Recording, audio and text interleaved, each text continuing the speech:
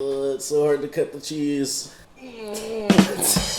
What's up everyone, my name's Leo Ban. Today Kubo's here with AC Boral of Rice and Shine, and today he will be teaching me a little bit about Filipino food tradition. We're going to be cooking laing, which is taro leaves braised in coconut milk, and also something that's one of my favorites and a lot of others' favorites, which is Filipino spaghetti. So I feel like a lot of Filipino-Americans struggle with understanding the cuisine because there's not an easy way to define it. You go from a dish like kare-kare to something like pancit to spaghetti. Those three things have different flavor profiles. So how do you identify with that and also share that identity with others?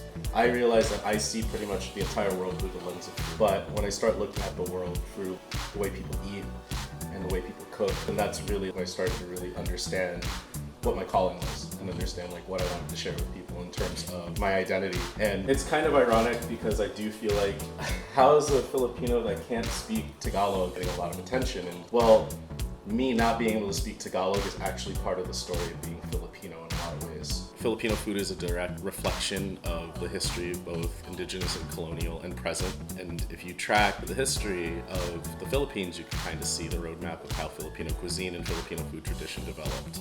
Okay, so now here's the part that makes it very, very Filipino. Our banana ketchup. Why is banana ketchup red? Basically, we wanted to make ketchup.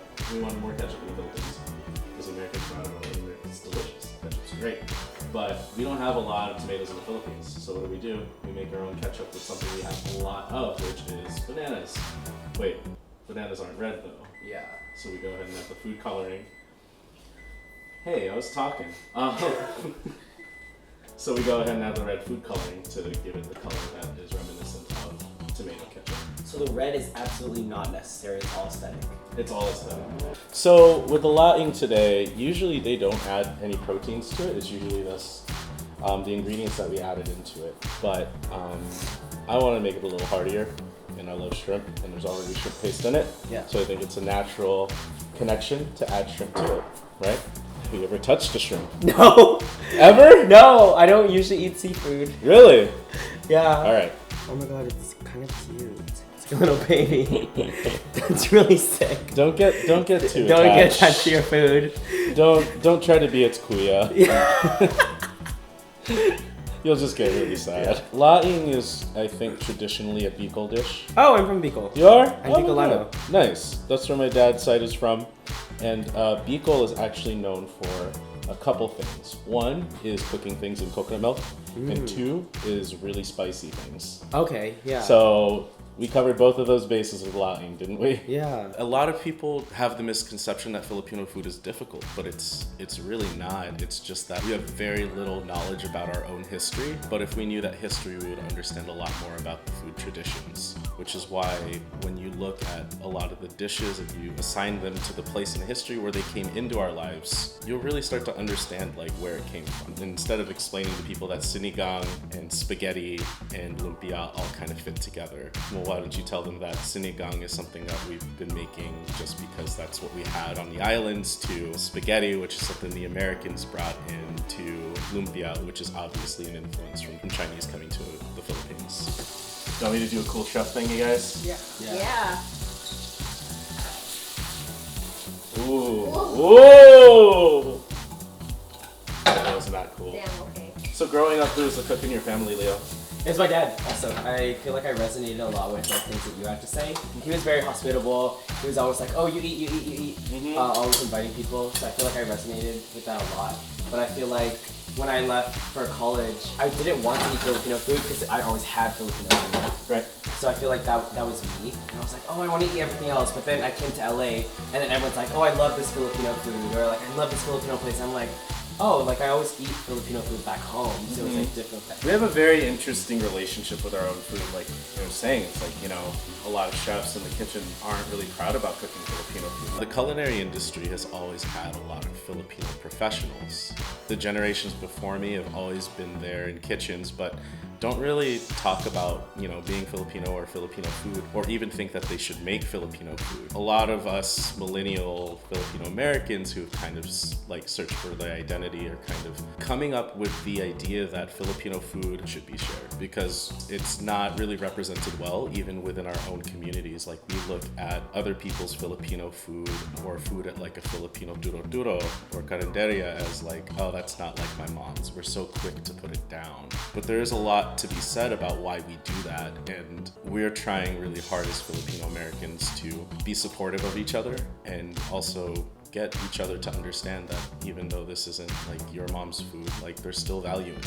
It's still somebody's mom's food. I think the culinary industry is kind of turning its tide as Filipino food is getting trendier, so the representation is getting better. I still think there's a lot of work to be done on the education of the food for diners and for the people who are cooking it themselves. So that's actually one of the main things that I try to do with my events, is really focus on creating an education aspect of it so that the people who are dining with it have a connection with the food. One of the things I used to do that is by creating a glossary on the back of my menus. So whether you're Filipino or you're not Filipino, it's a fantastic way to teach you more about what you're eating and have you create more of a connection with the food that you're eating.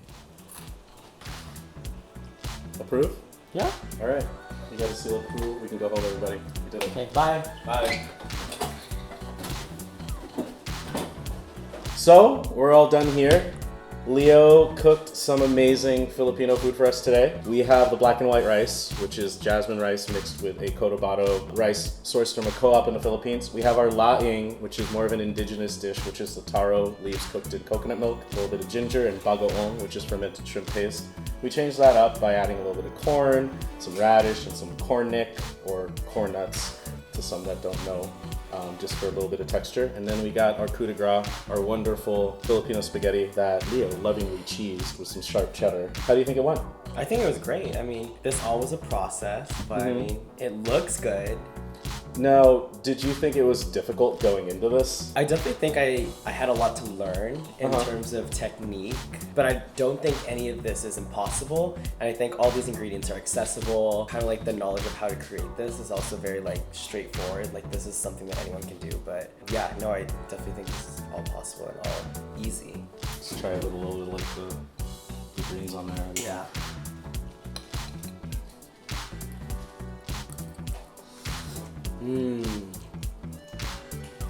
I think this is the first shrimp I've ever eaten. Shut up.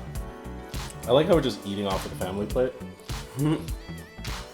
Wow, that looks like the perfect, look at that. Yeah, basically. No, real talk. It's like Commercial. That's a commercial shot right there. And then 60 frames per second. I don't want to eat it next to you because you look too good compared to me. I love the sauce. Well, cool, guys. Thank you so much, Leo, for helping me out in the kitchen today. I hope you learned a lot. If you want to see more about what I do, find me on Instagram, Rice and Shine Eats. That's Rice, R-I-C-E, not Rise, R-A-S-E. So R-I-C-E-A-N-D S-H-I-N-E-E-A-T-S on Instagram. Also at AC Boral on Instagram. Also riceandshineeats.com. And that's pretty much all I got. What do you got, Leo?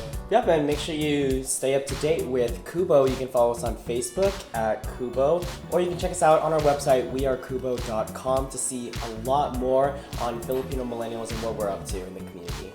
Well, it looks like that's a wrap. Thank you for watching. Now we're gonna go eat. Bye!